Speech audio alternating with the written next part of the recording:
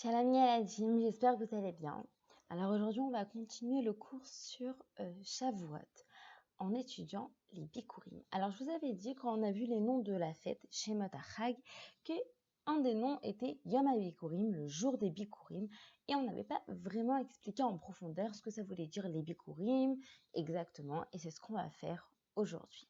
Donc on est à la première fiche. Alors normalement, ça sera assez facile pour vous de compléter, mais je vais bien vous raconter l'histoire. Je ne vais pas vous donner les réponses, mais normalement, ça sera très facile pour vous de compléter. Vous connaissez bien normalement les Shivat Aminim, les 7 fruits d'Israël, et donc je vous fais confiance. Racontons l'histoire des Bikurim. Alors les Bikurim, ça veut dire les prémices, les premiers, et ça veut également dire mûr. Quand on dit qu'un fruit ou un légume est mûr, ça veut dire qu'il a poussé et qu'il est prêt à être mangé. Vous savez, quand c'est trop tôt, le fruit, il est tout dur, il est acide, il n'est pas bon. Quand il est mûr, ça veut dire qu'il a point, il est parfait. On l'a laissé assez longtemps pousser dans la terre ou bien sur l'arbre, et là, il est délicieux, c'est le moment de le manger. Par exemple, un avocat, quand il est mûr, il est un petit peu mou. Si vous prenez un avocat qui est tout dur, ça va pas être très bon. Quand il est mûr, c'est bon. Ça veut dire qu'il a poussé, il est prêt à être consommé, à être mangé. Et donc, il y a une mitzvah en Israël, on dit que la terre d'Israël elle est baignée par 7 fruits. Le blé et l'orge, l'olive et la date, le raisin, figue, grenade. Voilà les 7 fruits d'Israël. Donc vous connaissez très bien la chanson de Toubishvat, parce qu'à Toubishvat on les mange vu que c'est la fête des fruits. Le blé et l'orge, l'olive et la date, raisin, figue et grenade, c'est Toubishvat. Bon là c'est Shavuot. Et donc, ce qui se passait, c'est que lors de la nouvelle récolte, donc chaque année il y avait une nouvelle récolte, chaque année les fruits, les légumes poussent à nouveau. Donc quand il y avait une nouvelle récolte, les premiers fruits parmi les 7 fruits d'Israël qui poussaient, on devait absolument aller les offrir au Beth Amikdash pour les Kohanim et les Lévi'im. C'était leur cadeau. Eux, toute l'année, ils s'occupent du Beth Amikdash et donc ils n'ont pas de champ pour pouvoir cultiver et se nourrir. Donc c'est à nous de donner une partie de notre récolte pour qu'ils puissent, eux, avoir de quoi se nourrir. Et donc, par exemple, si dans votre champ, vous avez un grenadier, donc la grenade, c'est un des 7 fruits d'Israël. Vous avez un grenadier dans votre champ et vous baladez, donc c'est la période de Shavuot parce que c'est à Shavuot que les fruits devenaient mûrs. L'orge, c'était Pessah, vous vous rappelez, mais tout le reste des 7 fruits d'Israël, c'était à partir de Shavuot qu'ils devenaient mûrs. C'était la bonne période. Et donc, quand on venait à Shavuot, au Beth Amikdash, tous se rejoindre, c'était au même moment. Et bien, au même moment, on pouvait amener nos bikurim, on pouvait amener nos 7 fruits d'Israël qui avaient poussé. Donc voilà, je me balade dans mon champ, il y a un arbre et je vois qu'il y a 2-3, ce sont les premières grenades qui poussent. Pour me souvenir que ce sont les premières, je vais vite piocher un fil rouge dans ma maison, j'attache le fil rouge autour des premières grenades et comme ça, quand elles pousseront et qu'elles seront mûres, je pourrai les reconnaître. Parce que quand elles vont toutes pousser, vous ne pourrez plus les reconnaître. Elles vont tous avoir plus ou moins la même taille, vous serez plus très sûr desquelles ont été vraiment les premières. Donc voilà, alors c'est pas juste la première grenade ou le premier grain de raisin, c'est plusieurs fruits. Et donc alors les Juifs, il se suffisait pas de faire une petite corbeille avec une grenade, un raisin et une petite olive. Au contraire, ils rajoutaient des fruits et des légumes pour que ça fasse une belle corbeille bien remplie. Ils décoraient leur panier, vraiment ils embellissaient la maison. C'est une des méthodes pour lesquelles Hachem vraiment il aimait le peuple juif, ça lui faisait énormément plaisir parce qu'on embellissait la maison. Et là, les Juifs qui habitaient le plus loin de Yerushalayim, ils commençaient la route. Donc déjà, Shavuot, c'est une des Shalosh Regalim, c'est une des 3 fêtes de pèlerinage, c'est-à-dire où tous les Juifs se rassemblent au Beth Amikdash avec Sukkot et Pessah, les 3 fêtes où tout le monde se rassemble. Donc les Juifs qui étaient au fond d'Israël, ils commençaient à avancer avec leurs corbeilles de fruits qui étaient magnifiques, ils chantaient, ils dansaient. Au fur et à mesure, ils passaient dans les villes et tout le monde se rajoutait, tout le monde se rajoutait, tout le monde se rajoutait. C'est-à-dire que tout le monde se retrouvait et c'est une procession, un rassemblement de Juifs énorme qui arrivait à Yerushalayim. Et alors, au tout début du groupe, au tout début de la procession, il y avait un bœuf. Il avait les cornes enduites d'or, c'est-à-dire qu'elles étaient recouvertes d'or. Et il avait une couronne de feuilles d'olivier autour du cou. Enfin, un collier plutôt. Du coup, autour du cou. Donc, il était un petit peu décoré comme un prince et on allait l'offrir en sacrifice au Beth Amikdash avec tous nos corbeilles de fruits. Alors, je vous laisse colorier les fruits d'Israël. Alors, dans les dessins, vous allez en retrouver 5. et il en manquera 2 que je vous laisserai noter. Alors, puisque le blé fait partie des 7 fruits d'Israël et qu'on allait l'offrir au Beth Amikdash à Shavuot en même temps que les Bikurim, le blé, on l'offrait pas, l'offrande qu'on offrait à partir de la nouvelle récolte de blé, on l'offrait pas sous la forme d'épis. On n'amenait pas des tiges ou des grains de blé ou de la farine, non. On faisait 2 très jolis pains de blé. 2 beaux pains de blé, l'un qui représentait la Torah écrite, le deuxième qui représentait la Torah orale. Et maintenant, nous allons raconter enfin Megillat Ruth, l'histoire de Ruth. Alors c'est pareil, je vous laisserai compléter seul, mais ne vous inquiétez pas, je vais vous dire exactement tous les mots. J'ai la feuille devant moi, donc vous aurez toutes les indications. C'était en Israël, à une certaine époque. Donc il y a un grand moment, c'était avant qu'il y ait des rois en Israël. Et donc voilà que la famine touche la terre d'Israël. La famine. C'est-à-dire qu'il n'y a plus rien à manger, la terre est sèche, il n'y a plus de pluie, c'est très difficile de se nourrir et les gens meurent de faim, c'est vraiment très dur pour eux.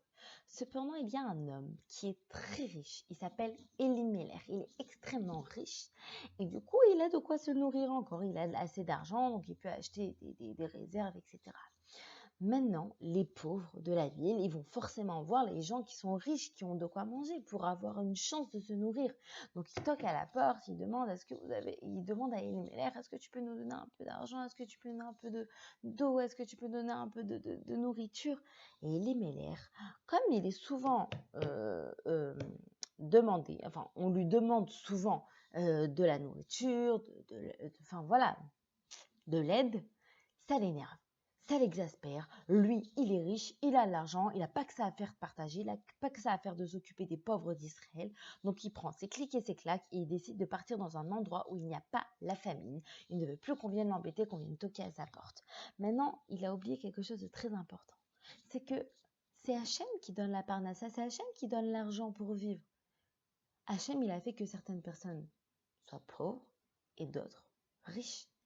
S'il a fait que certaines personnes soient pauvres, c'est pour que les riches puissent faire la mitzvah de la tzedaka.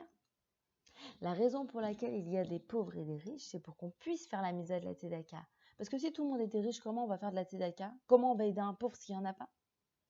Et donc la seule et unique raison pour laquelle certaines personnes ont plus d'argent, ou par exemple ont plus de facilité, sont plus intelligents, etc., c'est pour pouvoir aider les autres. Faire de la tzedaka, c'est pas seulement avec de l'argent, ça peut être en apprenant à quelqu'un d'autre comment cuisiner, en apprenant à quelqu'un d'autre comment lire hébreu. Voilà, tout ce qu'on connaît, tout ce qu'on sait faire, on peut le partager avec quelqu'un d'autre qui le connaît moins. Donc, malheureusement, il a oublié cette leçon. Donc, Elimelech, il part avec sa femme qui s'appelle Naomi et ses 2 fils qui s'appellent, excusez-moi, Machlon et Clélion. Donc, tous les 4, excusez-moi, partent et vont aller dans le pays de Moab. C'est juste à côté d'Israël et c'était une terre qui n'avait pas été touchée par la famine. Et donc, ils s'installent là-bas et Machlon et Clélion, il se marie avec 2 femmes non-juives qui viennent du pays de Moab, 2 princesses. L'une s'appelle Orpa, l'autre s'appelle Ruth, mais ce sont des filles très bien, très gentilles. Quelques temps plus tard, Hachem, il voit que Elimelech, il fait toujours pas de tchouva, alors il lui enlève sa richesse. Il le fait devenir très pauvre. Mais Elimelech, il continue dans son égoïsme, il continue dans sa méchanceté, il continue dans sa fierté. Et donc Hachem, il finit par lui enlever la vie. Il meurt. Et c'est ainsi que ses 2 fils, Machlon et Clélion, ne prennent pas exemple de leur père et eux aussi se comportent de manière très méchante, ne font pas teshuva et c'est pour ça qu'Hachem va également les faire mourir. Et là, Naomi, elle est veuve. Ses 2 belles filles, Orpa et Ruth, sont veuves. Et Naomi, elle se dit maintenant, alors Naomi, pourquoi elle n'a pas été tuée? C'est parce qu'elle était douce, pure et que c'était pas une femme qui cherchait la richesse. Elle avait juste suivi son mari et ses enfants, mais elle n'avait pas vraiment le choix. C'était pas de la méchanceté de sa part. Et donc, Naomi, elle décide de repartir en Eretz Israël et elle dit à ses belles-filles, Ruth, Orpa, pas besoin de venir avec moi, ne vous inquiétez pas. restez ici, vous êtes des princesses, vous avez la richesse, vous avez les honneurs, vous avez une communauté, repartez chez vos pères, vous allez trouver des maris qui sont riches, bienveillants, qui vont vous aimer, vous avez tout ici pour vous. Si vous venez en Israël avec moi, vous n'allez rien avoir, je suis complètement pauvre, je suis complètement dépossédée de tout, restez là, quoi, ça sert à rien. Mais Ruth et Orpa sont très attachées à leur belle-mère, elles l'aiment de tout leur cœur et elles décident de quand même venir avec elle. Et tout au long de la route, elle essaye de les dissuader. Vous savez qu'en Israël, vous allez venir, vous allez devenir juif, du coup, si vous venez avec moi et que vous allez vous installer en Israël.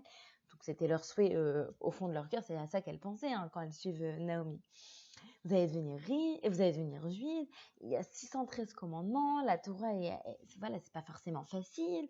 Voilà, c'est pauvre. Il y a encore un peu la famine. Enfin, non, la famine, elle commence à s'arrêter à ce moment-là. Mais bon, en tout cas, ça va être compliqué la vie. Mais elles insistent, elles insistent. Et voilà qu'elles arrivent à la frontière d'Israël. Elles sont sur le point de partir. Et là, Ruth, elle dit, pardon, Naomi, elle continue à insister. Elle dit, non, vraiment, là, ça y est, il faut que vous partiez. C'est n'importe quoi, vous êtes très gentil, vous m'avez accompagné. Maintenant, c'est le moment de partir. Vous n'allez pas gâcher votre vie comme ça. Orpa, elle dit, d'accord. Elle accepte finalement de partir, mais elle verse 4 larmes. C'est très dur pour elle quand même. Et on dit que ces 4 larmes-là qu'elle a versées, ça lui a donné le mérite d'avoir 4 géants dans sa descendance. L'un des géants qu'elle va avoir s'appelle Goliath. Et ce qui est très drôle, c'est que Ruth, pardon, la deuxième belle-fille, va avoir dans sa descendance David. Donc David et Goliath, en réalité, étaient des petits cousins. Et David va tuer Goliath, mais en vérité, ils se sont affrontés en tant que petits cousins. Voilà. Donc c'est ça qui est un peu drôle et qui est sympa à savoir, surtout qu'on avait bien étudié cette histoire-là. Ruth, elle insiste, elle dit non, moi je reste, je t'en supplie Naomi, arrête d'insister, je reste avec toi, quoi qu'il arrive, je reste. Alors elle va avec elle et donc Ruth va se convertir, va devenir juive et elle est très heureuse d'être en Israël et même si elle a abandonné la richesse, les honneurs, tout, elle est plus qu'heureuse, elle est honorée d'être en Eretz Israël et il n'y a absolument rien qui la rend triste. Et donc, voilà qui s'installe et la période de la moisson arrive, c'est-à-dire la période de Shavuot. L'histoire qu'on raconte, elle se passe principalement pendant la période de Shavuot. C'est pour ça qu'on lit la Megillat Ruth à Shavuot. La moisson, les récoltes, les fruits devenaient mûrs, vraiment à Shavuot. On allait dans les champs, on coupait tout, on récoltait tout. Donc, c'est la période de la moisson et donc les deux femmes, elles sont pauvres, elles n'ont pas de quoi manger. Et comme vous le savez, il y a des mitzvot qui permettent aux pauvres de se nourrir dans les champs. On l'a étudié dans une paracha il n'y a pas longtemps. Alors, je vous explique les différentes méthodes. Vous avez Shechecha ici, c'est quand on oublie une gerbe de blé. Vous récoltez dans votre champ et vous avez oublié une gerbe de blé. Vous avez pris toutes les gerbes, regardez ici, ils ont tout pris mais ils en ont oublié une. Alors, les pauvres peuvent venir la récupérer. Quand ils passent, ils ramassent les épis. S'ils en laissent un ou deux tomber, le pauvre derrière peut venir les récupérer. S'il y en a plus que 3, à partir de 3, ils ne pourront, c'est au propriétaire de récupérer. Et enfin, non, pardon, ça c'est l'équette du coup, la deuxième. Et enfin, PA ici, c'est quand le propriétaire il doit laisser un coin entier de son champ qui est seulement pour les pauvres. Donc Naomi, elle explique bien ça à sa belle-fille Ruth, elle lui explique bien toutes les lois qui lui permettent de récolter. Et donc Ruth, elle va aller dans le champ de Boaz, par hasard comme ça.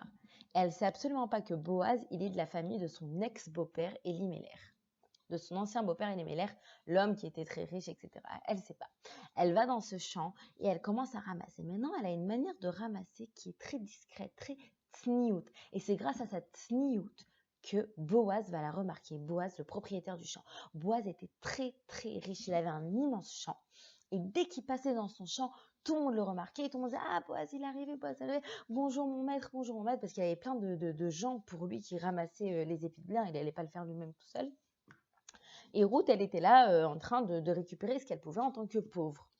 Et Ruth, elle se baissait pas comme ça en avant. Parce que quand vous vous baissez en avant et que vous êtes une fille et que vous avez une jupe, votre jupe, elle remonte. Et donc, c'est pas très glamour, pas très tignote. Par contre, si vous vous baissez en pliant les genoux, d'accord, donc en faisant ce mouvement-là, bon, je ne peux pas vous le faire vu que c'est la vidéo, et eh bien, c'est beaucoup plus tignote, c'est beaucoup plus discret. Il n'y a pas tous vos habits qui se relèvent, au contraire, tout reste bien à sa place. Et Boaz, il remarque que cette fille, elle fait très attention à la manière dont elle se tient, qu'elle est très tignote. Il va la voir, il lui demande comment tu t'appelles, d'où tu viens. Il se rend compte qu'elle était mariée avec le fils d'Elimelech. Donc, il est très touché de voir cette fille qui est tellement pure, etc. Il lui dit, tu peux venir te servir, tu prends ce que tu veux. Il la comble de cadeaux, de nourriture. Elle est très touchée, elle le remercie énormément. Elle retourne chez Naomi. Naomi, elle fait, ah, bravo, c'est merveilleux, quoi. C'est un miracle que tu sois allé là-bas. Finalement, Ruth et Boaz vont se marier et vont avoir un enfant qui s'appellera Oved. Cet enfant aura un autre fils qui s'appellera Ishaï. Ishaï, vous connaissez, c'est le papa de David Améler. Et donc, Ruth, elle a mérité d'avoir dans sa descendance David Améler, le fameux roi David, et donc toute la descendance des rois d'Israël. Donc voilà, parce que David, il va vraiment donner naissance à la descendance des rois d'Israël, et non seulement à la descendance des rois d'Israël, mais également au Mashiach. C'est dans la descendance de Ruth que va naître le Mashiach. Et donc, Hachem, il a vraiment récompensé Ruth parce qu'elle était discrète, parce qu'elle était pure, parce qu'elle était sincère. Et comme quoi, même si une personne de base, elle n'est pas juive et qu'elle se convertit, eh ben, elle peut atteindre des sommets immenses, comme Rabbi Akiva, comme Ruth. Tout ce qui compte pour quelqu'un, même peu importe si on revient de très loin, même comme Rabbi Meir Balanès qui descendait de Néron, un empereur romain, enfin un chef romain de guerre qui était très, très cruel au départ. Peu importe l'endroit et les personnes desquelles on vient, peu importe notre ascendance, eh bien, on peut devenir quelqu'un d'exceptionnel. Il suffit d'être sincère, d'être vrai et de faire tout avec amour et avec joie, avec passion, comme Ruth elle l'a fait. Voilà les enfants pour l'histoire de Ruth et je vous retrouve demain pour finir le cours de Shavuot.